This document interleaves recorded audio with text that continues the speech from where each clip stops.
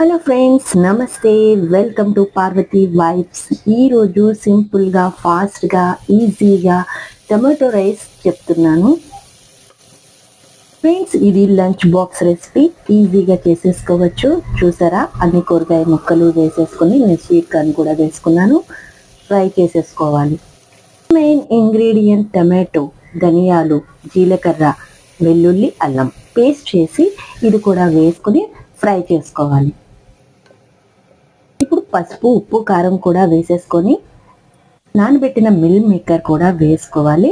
ఇలా గట్టిగా పిండుకొని వేసుకోవాలి. బాగా కలుపుకొని తర్వాత కొంచెం పెరుగు, ముందుగా నీళ్ళలో నానబెట్టుకున్న రైస్, వాటర్ కలిపేసి వేసేసుకోవాలి.